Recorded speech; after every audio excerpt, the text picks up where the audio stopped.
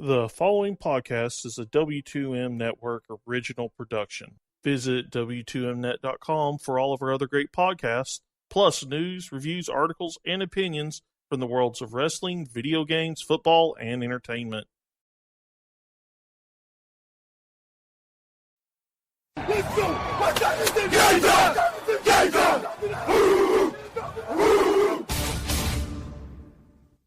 It's gonna be a football game tonight now. No doubt. It's gonna be a football game here. Okay. I done been here before. All right, let's go, baby. Toss to White. He's in! Patriots win the Super Bowl! Brady has his fifth! What a comeback!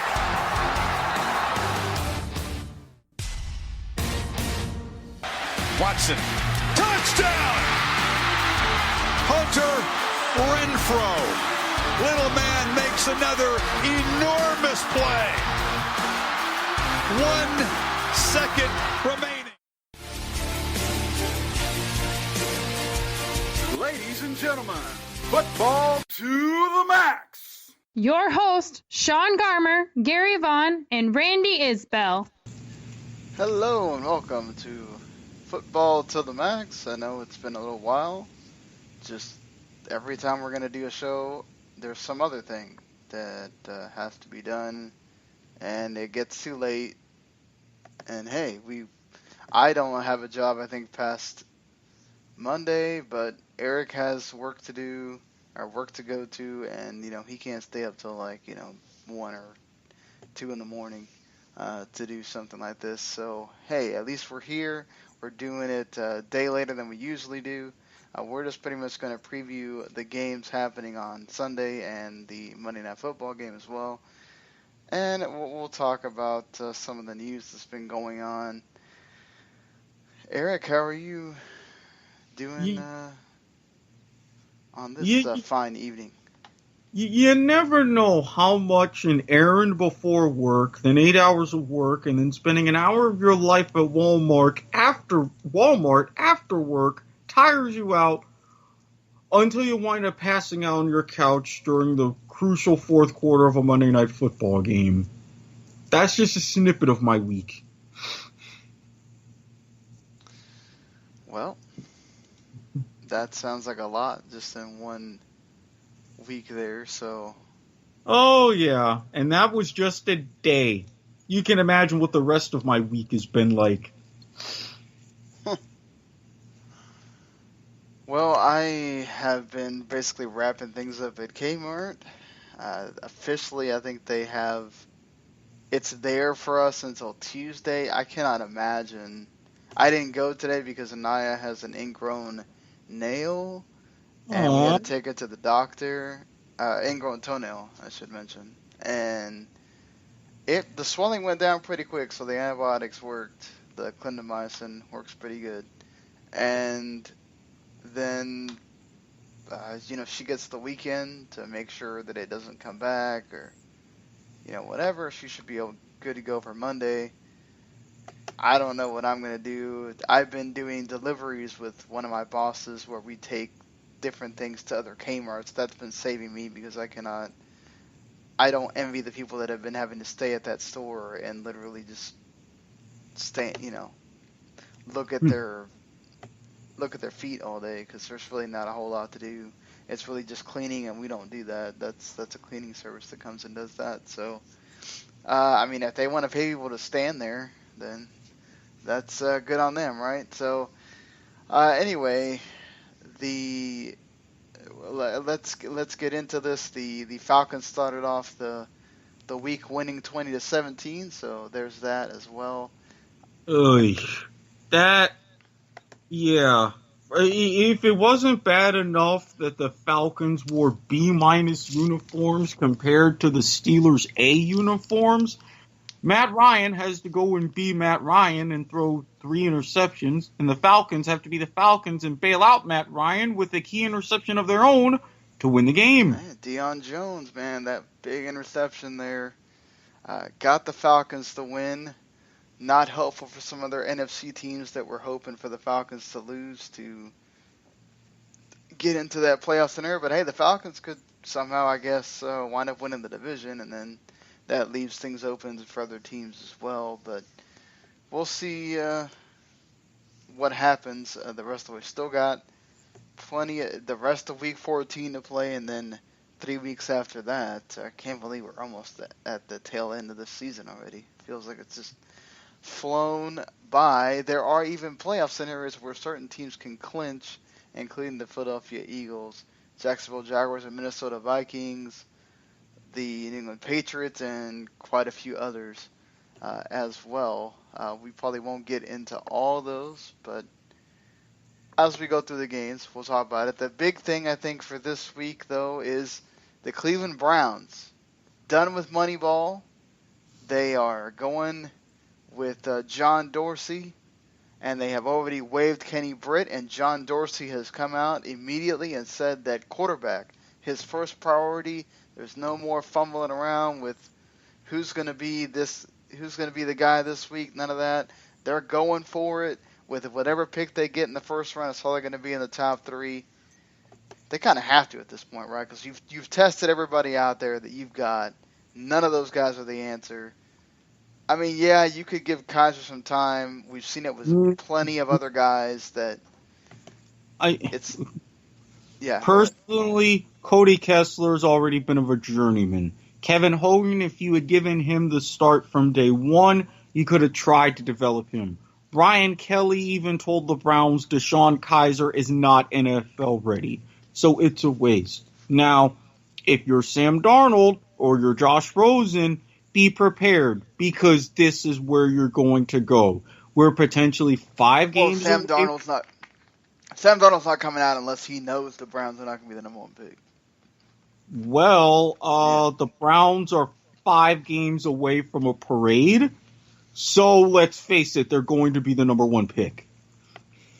Oh, no, I agree with you, but there's always that chance that, say I can see Garoppolo winning a couple more games, but there's a chance the Giants don't win another game and say the Browns win 2 more. You never know, right?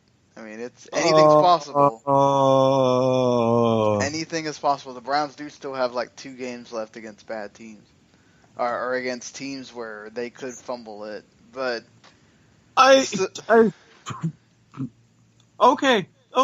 I'm just gonna leave that out there. Yeah, this is the NFL. I'm just saying. Yeah, everybody said the same thing with the Detroit Lions. The stars aligned perfectly. True, but not like they didn't have a lot of close, encounters, and the Browns have been doing that seemingly like almost every week where they play them close. All it takes is one screw up at the end and the Browns win a game. So yes, and it's very possible Brett Hundley and the Packers in town for this game. I'm sorry, knowing Aaron Rodgers is most likely going to be back next week, and all the Packers have to do is win this one, which they've proven extremely capable of doing, and then set themselves up in position for number 12 to get them on a playoff push. Yeah, again, start making parade plans if you're in the Cleveland area. I mean, first of all, that's pretty miraculous that Aaron Rodgers is ready to go for next week, and he's coming at the perfect time. If Hundley and the Packers can get him through this game, you're 7-6, 3 games to go. Now, if you're 6-7, that's a whole different deal. You need a lot of teams to lose in front of you. And, exactly. I think the Packers, I think Brent Hundley, especially after his performance against the Steelers, he knows what's up. He really knows what's up, and the fact that he can't afford to screw this up. Well, hey, it may not be him. Could be the defense screws it up. Could be the receivers not catching balls. Not all on him. But yeah, you would think that the Packers can go into Cleveland with Brett Hundley at quarterback. If he's putting up, a big game against the Steelers, you should be able to do it against the Browns. But again, Browns are hearing that ticking clock. They're seeing the the stuff about the parade for going 0-16. You got a new GM in there. I wonder if there is a directive about, do we go ahead and go 0-16 and just ensure that we get the number 1 pick, or do we actually try and go out there and go 4-12? Who knows? But I would say don't screw it up and get Josh Rosen. That's just my methodology. we'll see. I just, college quarterbacks, it's not always a given. We've seen a lot of them recently do well, and that's a good testament to drafting and coaches and everything else. But we'll see how that goes more when we're talking about the draft later on. But moving on from that game, which you would think you know the result, but again, this is the NFL. Crazy stuff happens. Another game where with an NFC North team, the Chicago Bears, going into Cincinnati. 1 o'clock kickoff. Look, the Bengals, neither one of these teams, I mean, the AFC is so bad that they're still technically in the hunt, right? Yes, and my question is this. Now, as Harry always mentions on the kickoff, home field is worth 3.5. I get that. Taking that away, putting these two teams on a neutral field, how exactly would the Bengals still be a 2-point favorite? I'm confused. I don't know. You explain that to me, man. Because between what happened, between Andy Dalton, between their injuries, between suspensions, I mean, if you even factor in that home field advantage, 5.5. Yes, the Bears still don't know how to do an offense. Thank you very much, John Fox. The Bears still have Mitchell Trubisky, who they don't trust. But, at some point, you gotta question, this is going to still be a fairly close game.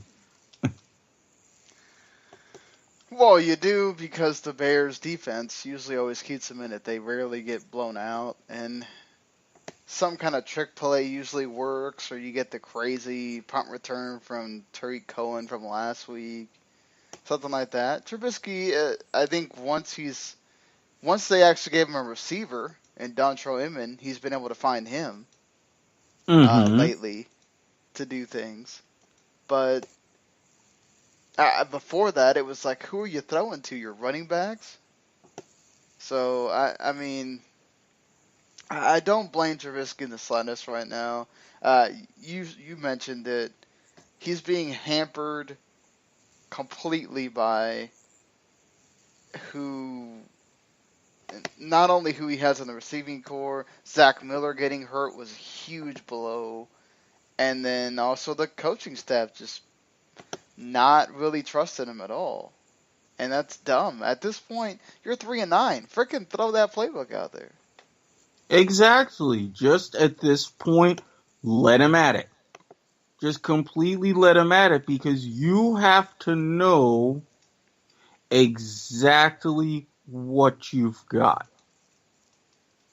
You have to know, and you have to know exactly what you need to develop. Because if Trubisky is going to be your guy, you drafted him that high enough, then you really can't just put him out there in a borderline college offense. And John Fox, notoriously known for not developing offenses, could potentially, over these last few games, be coaching for his job. Exactly. That means you need to be putting your butt on the line out there and letting him go out there, throw it, do what he needs to do the bootleg, all that. Whatever you saw in college that made you want to pick him, put that into your offense, see how it goes for you. And I'm still confused even about that. He was accurate, and that makes a difference in the NFL. You know? So I'll give you that one, but still,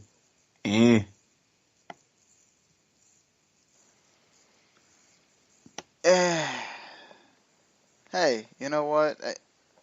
I still think that it's not the worst decision.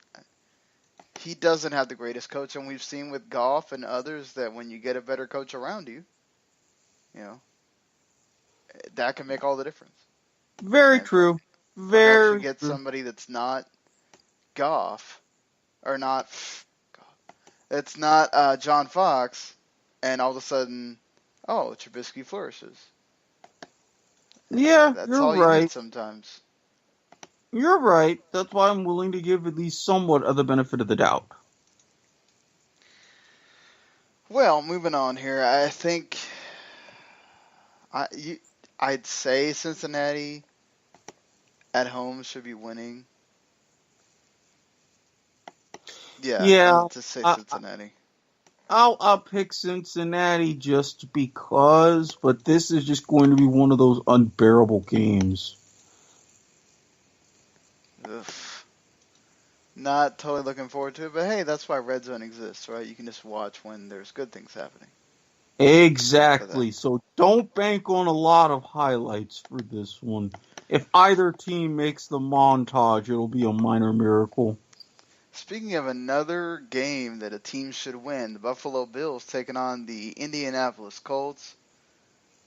Nobody's been sacked more times than Jacoby Brissett this season. Andrew Luck has been looking at that and going, oh, thank God that's not me. And you got the Buffalo Bills defense coming in here. Now, granted, they haven't been as good as they were at the beginning of the season. Trading Marcel Darius away to somebody doesn't help either. But they're still confident enough. Tyrod Taylor has kind of hit a bumpy road. Yeah, we could be Benjamin's had seeing. problems. Yeah, we He's a could game be time seeing. decision. Yeah, we could be seeing the glorious return of Nathan Peterman at quarterback. Oh, if that's true, I'm already going the Colts. Yeah, I bet you right now both the Steelers and Patriots are looking at that one and doing any kind of voodoo or whatever to make sure Tyrod Taylor doesn't play in that one. Yeah, I don't know. In a game that I think Taylor and Buffalo know they have to have, they cannot afford another loss. I mean, yeah, again, it's the AFC and it's bad. They could, but you really don't want to lose to teams that you should be beating, because you have division games later, that those are never a given. So True. you got to beat a 3-9 Colts team when you have the opportunity.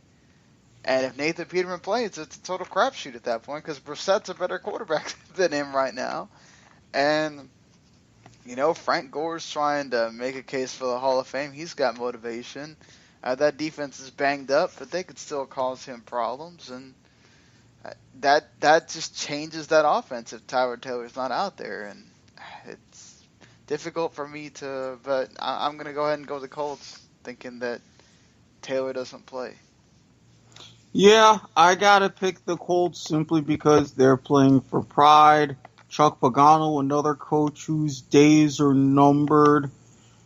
This unfortunately is the way it's gotta be. Certainly. The way it's got to be for Buffalo, and sadly our friend Harry is just going to have to deal with it. Sorry, Exactly. He's gonna have to deal with it, and watch a couple teams clinch playoff berths at his expense.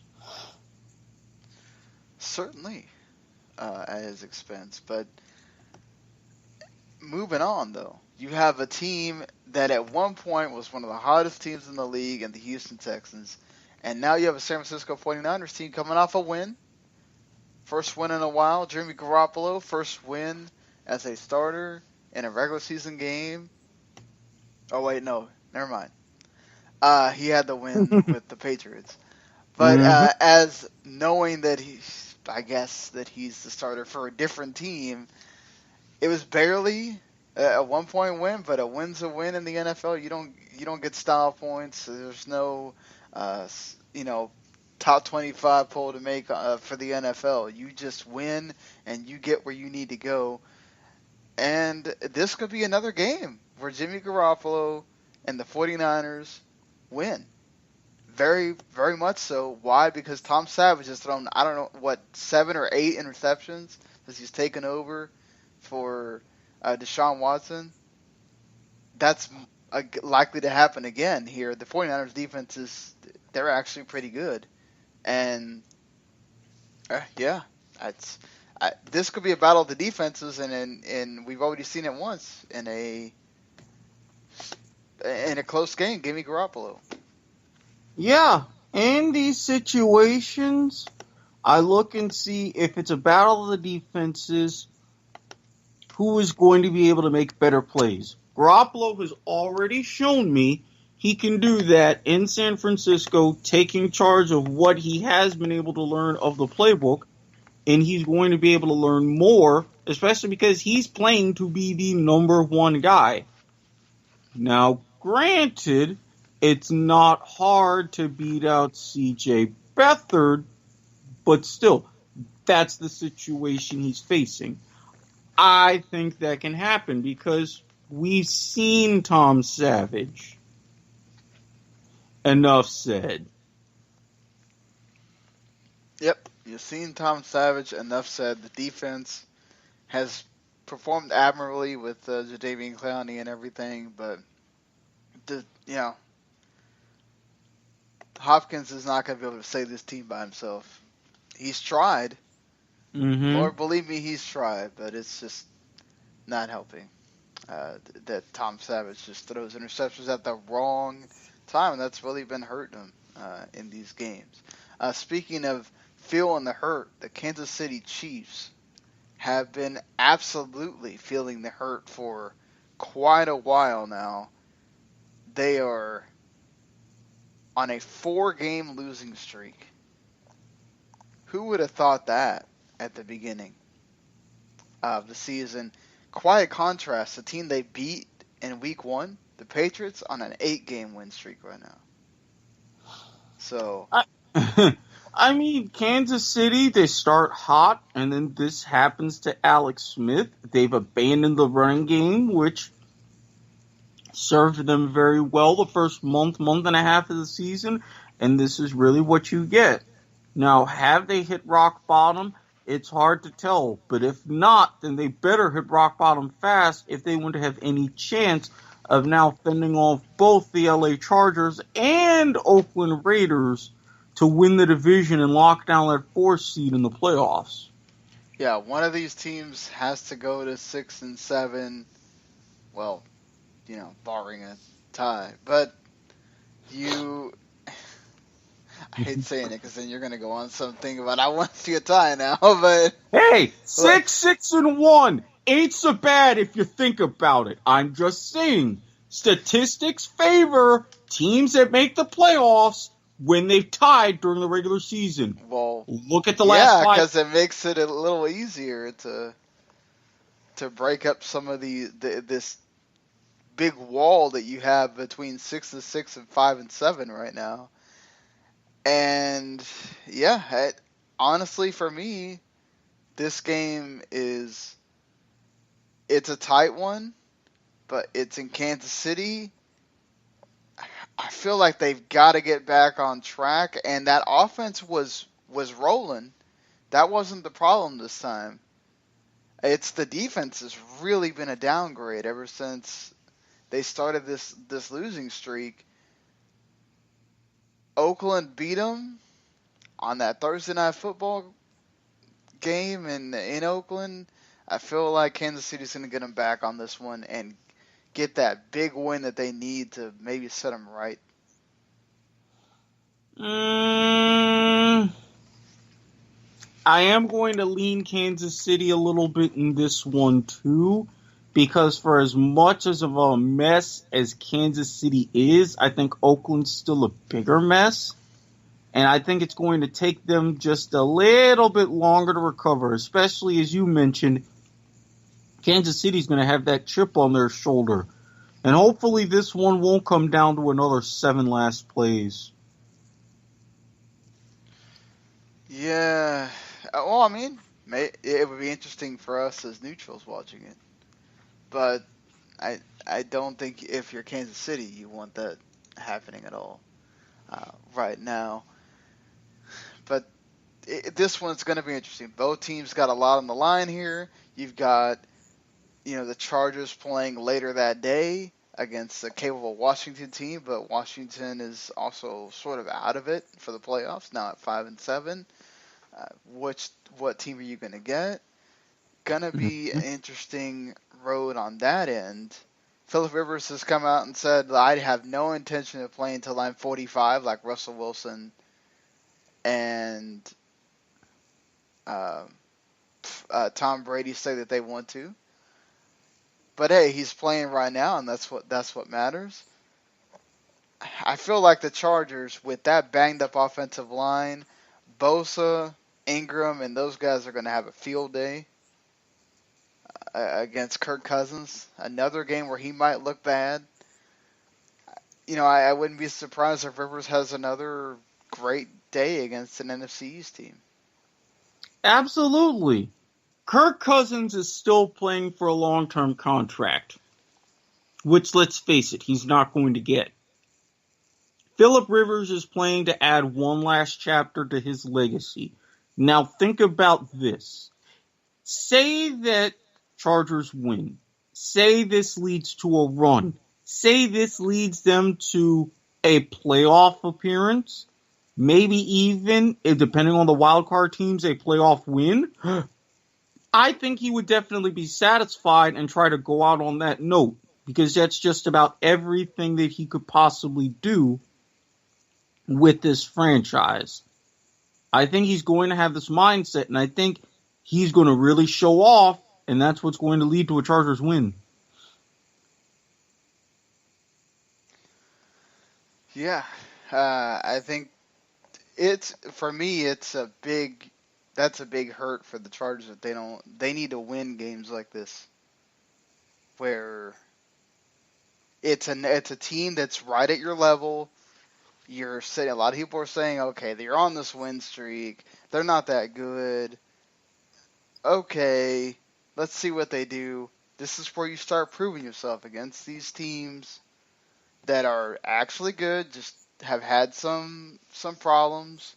The offensive line issues for the Redskins are well noted, and that's been an issue for them. Losing Chris Thompson's huge too. He was their offense. So yeah, I think this is one of those games where Chargers need to take advantage of the injuries and get another win and keep things close in that division.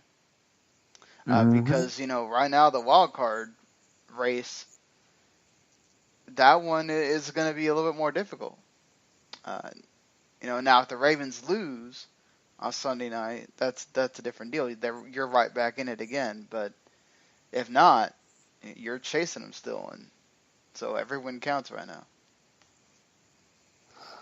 Yeah, it's one of those to where you're really going to see this week if 9-7 can get you into the AFC playoffs. It's borderline at best, but you want to at least try to get there and see what happens. Oh yeah, certainly. But the AFC playoffs, 9-7 could certainly get you there. NFC, I don't know about that. No, NFC, there's more likely to be a 10-win team potentially be left out in the cold. Mm-hmm. The way things are going right now, it's possible that you could have 10-6 not be enough to get that last wild card spot. Yeah, between what's going on in the West, what's going on in the South, still got issues in the North. It's nuts. And again, going back to this game to put a little bow on it, Kirk Cousins knows this ain't happening. He's got one purpose and one purpose only, signing a $125 million deal, be it in Washington or elsewhere. I think they're going to take that into the offensive line problems and the weapons problems big time into account, though. I think they are. They've said 5 games, and this is it. he's in the middle of a 5-game audition. And let's face it, he's had offensive line problems before. He's had issues. They've gotten rid of his best weapons, playing on other teams, or in the case of Terrell Pryor, hurt. What more excuses can they get? If they were going based by excuses, he would have signed a deal by now. I don't think he's signing a deal right now because and they even the team I think him... that he wanted to go to, San Francisco, already got them a quarterback. Yeah, and the fact that Washington gave him an offer and he said no. He's not going to get anything better. Well, because he wanted a huge deal and he thought he could bet on himself again, and there's only so many times you can do that. Now he's suffering the consequences, and there'll be a team that'll go after him, though, because there's going to be teams that need quarterbacks, and they're not going to be able to get all of those guys out of the draft. Even then, there's going to be teams, if you're smart, go get you a Kirk Cousins and have him sit for a year or whatever, if you want to win now. If you don't want to win now and you want to just throw him out there, then it is what it is. But there'll be a team that goes after Kirk Cousins. I'm not going to be surprised. Hey, maybe the Giants do. Maybe they just say, you know what, the hell with seeing if one of these rookies work. Kirk Cousins has been good enough. He's in our division. We've seen him. Why not? Mm-hmm. So moving on from here, there's a lot of games with bad teams playing each other. So we're gonna be talking about that a lot. The Detroit Lions are hanging on by a thread to a chance at the playoffs. This is one of those times. Again, you got to take care of a 4-8 Tampa Bay Buccaneers team. You just have to. You got to do what Green Bay did. You got to take care of them. You've slipped up against teams you should have beat. And this is one of those. Matt Stafford, Jameis Winston has been hot and cold. The Lions defense needs to take care of that. He throws interceptions. Your big play Slay, all that. You're making your name off there. Stafford needs to come out firing. And you just take care of this one. Even though it's in Tampa Bay, you got to do what you got to do. You have to. Tampa Bay is a mess. We don't know how the team is truly going to feel about Jameis Winston, but we know how Detroit feels about Matt Stafford. He's got to have himself a signature moment. He wants to have any chance, any hope of getting another crack at getting a playoff win. A much-needed, long overdue playoff win for that franchise. You got to start now. Certainly. If you want to have any shot, you got to try to go 10-6. 7 wins isn't going to do it. And you have to beat Tampa Bay here. I think they do. Even though Tampa Bay has been frisky lately, it's just one of those. This is another one as well for the Jets. You talk about a team that's a mess. The Broncos are in absolute chaos. And the Jets want to have any shot at the playoffs. They got to be killing themselves right now at how many of these games they were so close. Our Randy Isbell, who used to be on the show, Jets fan, he told me the other day, when the season first started, he said, I don't care about the season. I'm just going to kind of watch it. And, all right, we know they're going to be bad, and we'll see when the draft comes. He's like, God, so many of these games, they could have been an outright playoff team. We wouldn't even be talking about them being in the hunt right now. They'd be a playoff team if they would have won a couple of these games that were close. And this is another one where you need to stomp on. Now, granted, it's Denver Broncos defense, and that's probably going to be a problem for Josh McCown, but I think the Jets should play well enough and get this win and stay in the proverbial hunt. And if you do, maybe this gives credence again to The Jets offensive coordinator and the staff saying they want to bring him back for another year. Yeah, he's playing for another year and staying home. I think even though he is a little bit older at 38, he's still nimble enough to where he's got another 20 games left in him if he keeps himself well. He knows that, and he's like, I've got this opportunity, and I'm going to seize it.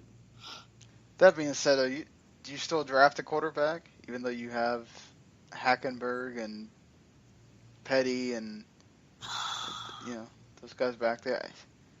I don't know if I would, because you still got two that you could potentially develop, or at the very least one. Yeah, Petty showed some flashes. Then he got hurt at the end of that preseason game, where they made the big comeback, and you might have thought, oh, Petty might give McCown a run, and then he gets hurt. But Hackenberg was awful. He was just awful. So I don't know if another year of being awful for Hackenberg is going to do anything for him. But like you said, you do need to see if you give one of these guys a shot first, and bringing McCown back at least allows you to know, hey, we can win some games with him. And you should win this game. I'm going to say that again. You should win this game. The Tennessee Titans, they know they're neck and neck with the Jacksonville Jaguars. There's a big possibility that the Jaguars could go down to Seattle. This is a game, again, that the Titans cannot afford to lose, knowing that what you got coming up. You have to beat the Cardinals here. The Cardinals are down and out Blaine Gabbert's been okay for them, which I guess is a positive, and everything else, Eric, but I don't know. I think Blaine Gabbert, he beat his old team. Mariota has not historically performed well on the road. I think the Cardinals are sniffing a little something. Maybe Gabbert thinks that if he does well these few games, he could be in line potentially or in the mix for the starting job next year. I think the Cardinals can take this one. I'm going to say Tennessee, but you're right. I forgot about that, how they've been doing well this recently. I still got to say the Titans. Got a lot to lose here if you lose this game. That being said, you got before we get to that, the last 1 o'clock game I guess we'll talk about here. The Cowboys at 6-6, also holding on to dear life for a playoff spot. Still no Zeke for another couple of weeks. You would have liked to have played them while they were still in disarray, but they have fired their GM and fired Ben McAdoo. Eli Manning back at the starting spot. I guess they're not going to go, hey, we're tanking, obviously. But this is Eli Manning, and he at home is a terror against the Cowboys. So this is not a let's just pack it up and go home before it starts game. This is a divisional game. It can easily turn into something you don't want it to. That defense is still the Giants' defense, going to give Dak Prescott problems. I wonder if Alfred Morris can put up another performance like he did. It's going to be difficult. I'm going to say the Cowboys, but this will be close. Maybe that 2017 from Thursday Night Football might be the result here.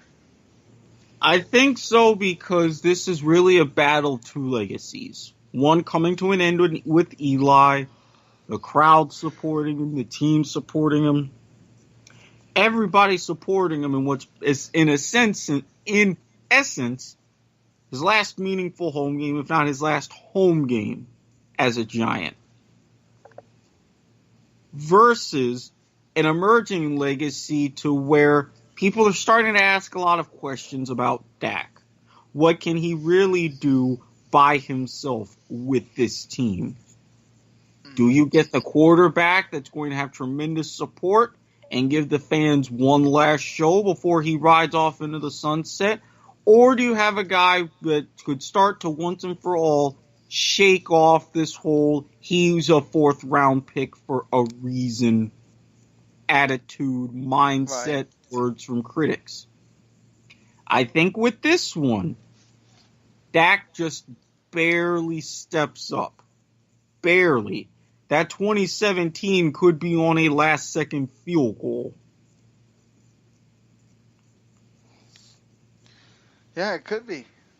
Hey, Dan Bailey, most accurate kicker in the NFL history. He's there for a reason.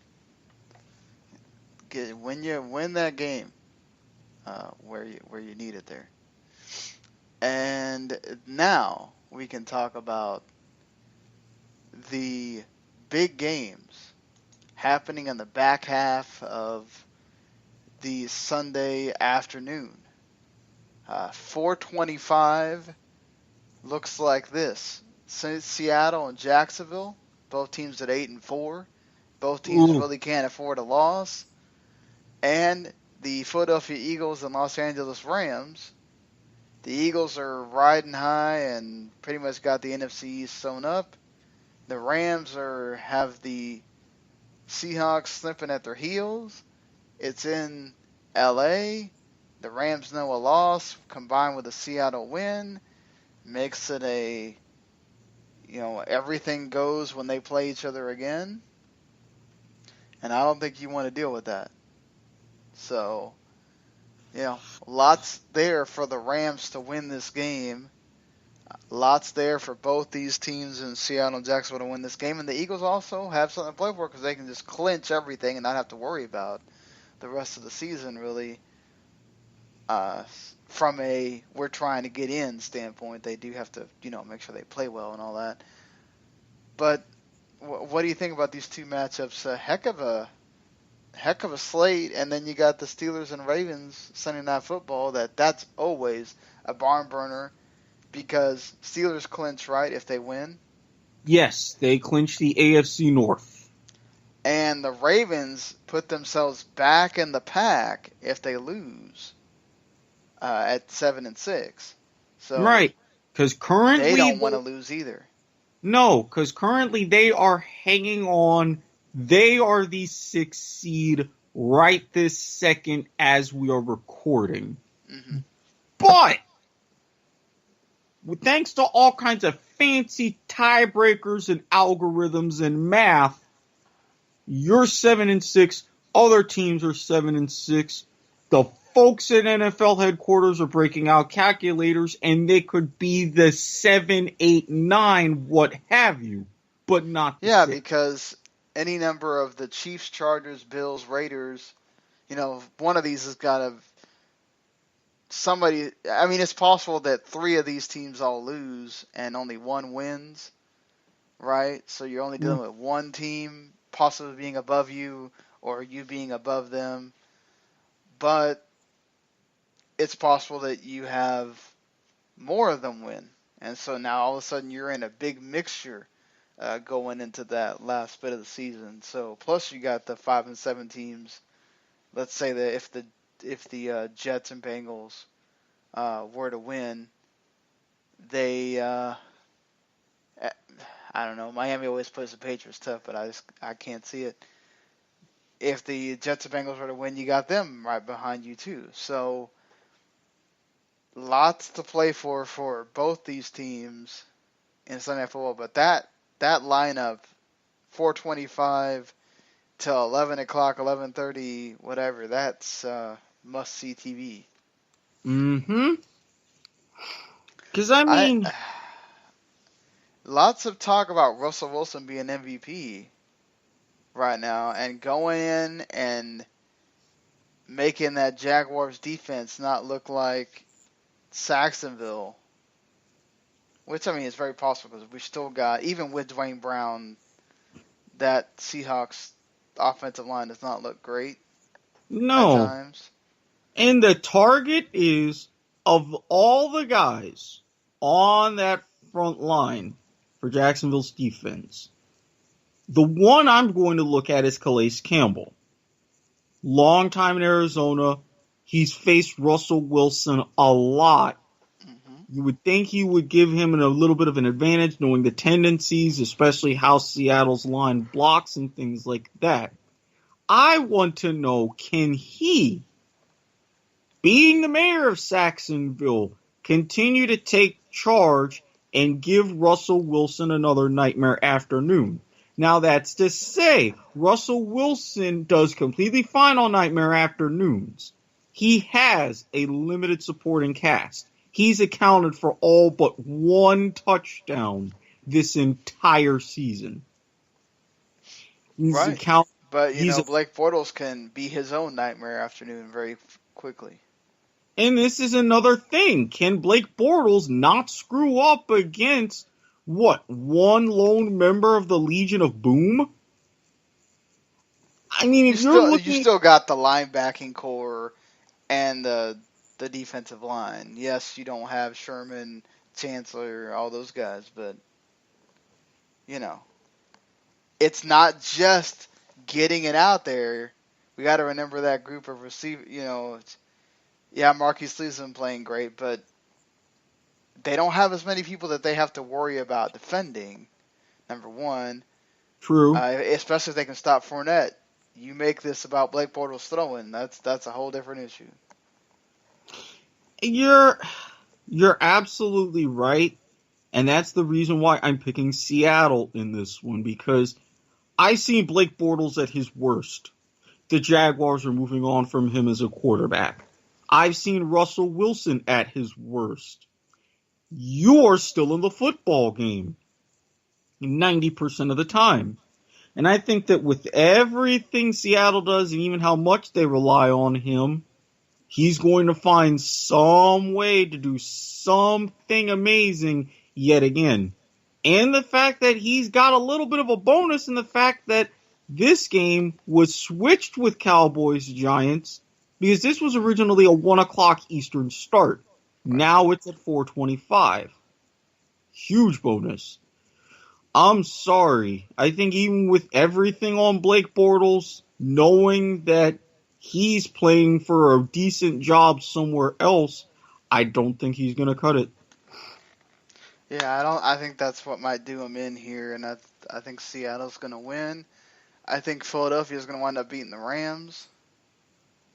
And you know what? Give me Baltimore with the upset on Steelers. I don't know if that's really an upset, but No, I think because the Steelers are favored a little bit. I'd have to go back and check.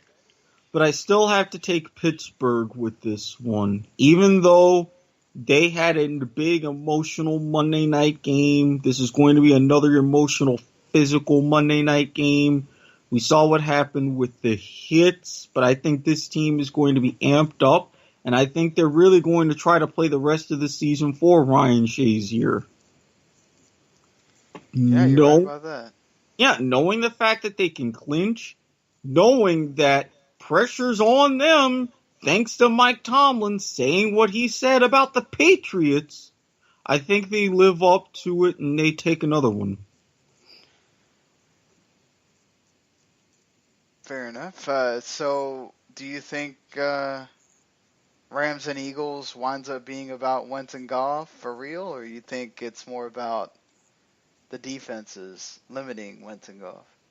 I think a little bit more Wentz than Goff, especially because he wants to show out because his North Dakota State Bison are still in the FCS playoffs again. Well, plus, Goff got taken number one. Well, true, but again, Wentz, come on. Goff was taken number one just because he went to Cal. If Carson Wentz had gone to an FBS school, he would have probably been taken number one. So I don't even count that. Should be a fun one. I almost forgot. Carolina plays Minnesota in the 1 o'clock slot. Well, there's a reason to forget that because Case Keenum, he's going to knock Bradford out of the lineup definitively. He's going to make himself another case for the starter, and I don't... You mean Bridgewater? Because he's already knocked Bradford out of the... line of Yeah, thinking. but what I'm saying is they're going to have 3 quarterbacks to choose from going into next season. He wants to make sure they have to keep Bridgewater so he can go through another offseason and hopefully not get hurt. But he wants to make sure that he is not the odd man out. And I don't think he will be. So he's going to say, hey, I'm the number one. I'm going to be the number one in 2018. Have Bridgewater as the number 2. Plain and simple. You're right. This is a game because of the Panthers having divisional games that could help decide that division. This is a game that may not hurt the Panthers too much if they were to lose.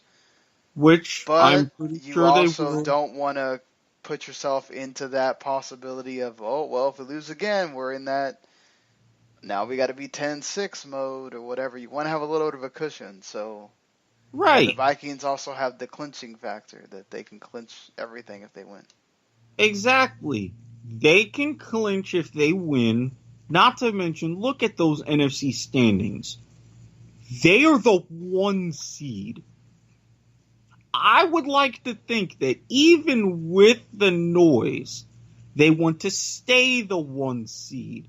Because, and I'm only going to leave it like this, what being the number 1 seed would mean for Minnesota. That said, I trust them. I trust Keenum. I trust Thielen. I trust the Purple People Eaters. I like riding roller coasters in amusement parks. I don't like riding roller coasters on Sundays watching NFL football. That's exactly what Cam Newton and the Panthers have given me. Yep, exactly, roller coaster. Now McCaffrey's been playing better, but you don't really know what you're going to get with the Panthers every game. Where the Vikings have been very consistent, I would have much more belief on the Vikings defense right now going into Bank of America this weekend. I'm going to go with the Vikings. So am I. And I know the Dolphins always play the Patriots tough for the most part. But the Patriots are on an 8-game win streak, and I see them. The Vikings are also on an 8-game win streak, by the way. Correct. And I see them win that game pretty handily on Monday night, making a statement. Again, saying, "Hey Steelers, whether they won or lost, oh, you think you can take us? Here you go. You want us, you got us. Because guess what? Patriots want to make sure they get to play in their house again, if there is a part 2. Well, we're going to end the show with this thought here, or this question, just because it was brought up this week in the news after what happened with Ryan Shazier and also what happened with Juju Smith-Schuster and Vontaze Burfict. The possibility of having an NFL targeting rule. No.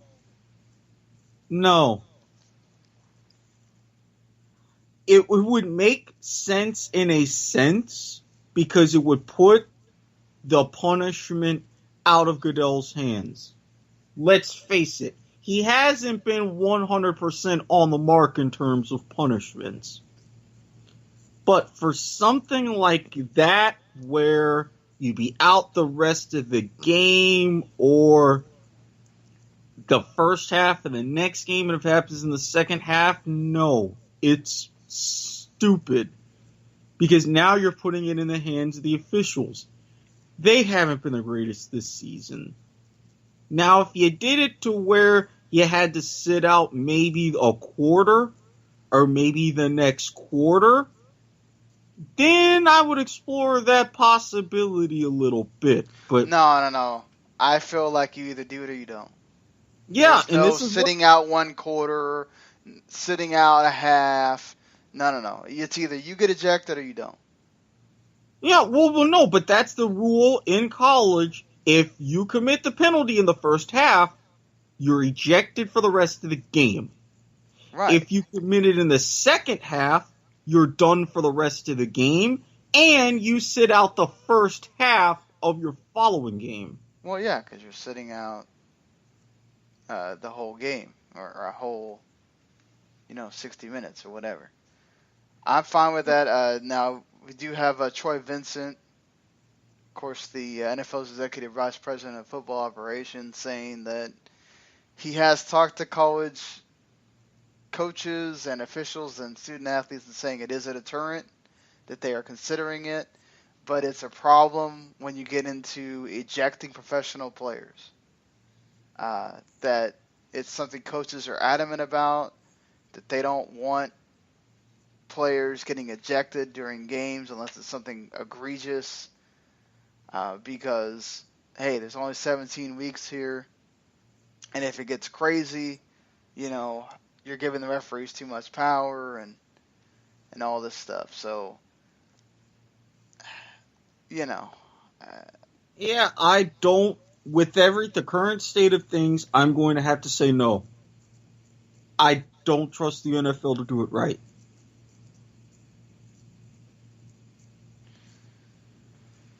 Yeah, and the NFL is also going to look at the thing with Juju Smith-Schuster, where he got called for taunting and he got called for the hit on Burfict, and because one of them was not accepted, he didn't get ejected.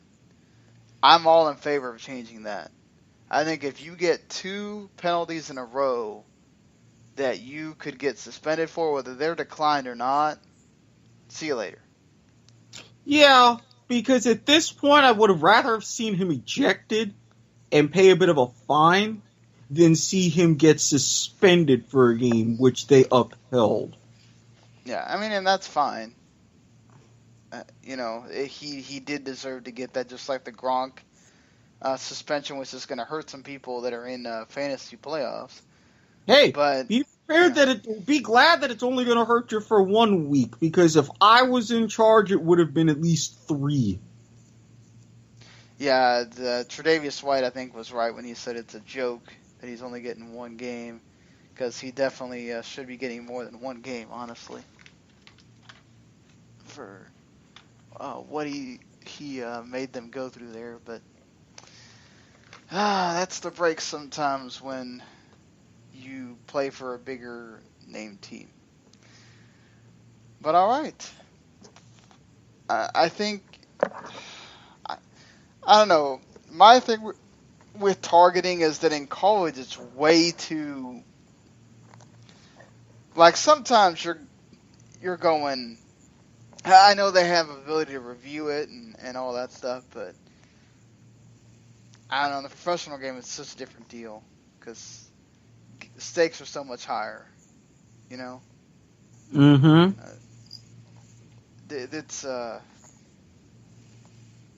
It's the wrong player and it changes the game completely. So Right. That would be have to one that maybe if they did it in the preseason or something like that, to see it in practice. Yeah. Try it out. Preseason games or things like that. I would have no problem to see if you can do it right. But if you're just going to flat out jump into it, then that would be terrible.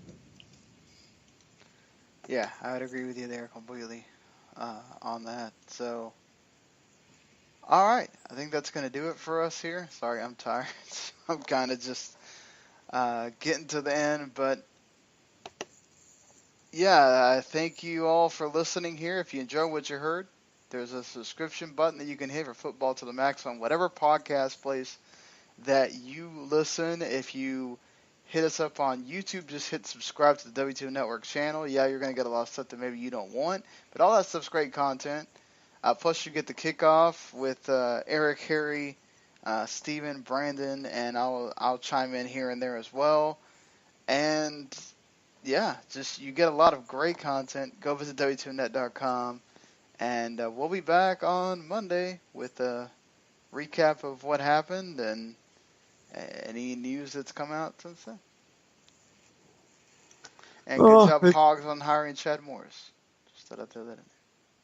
Yeah, you got a good hire. This one, I applaud Arkansas, but then unfortunately, look at what Texas A&M did. So you're still probably going to be miring in the depths of the SEC West.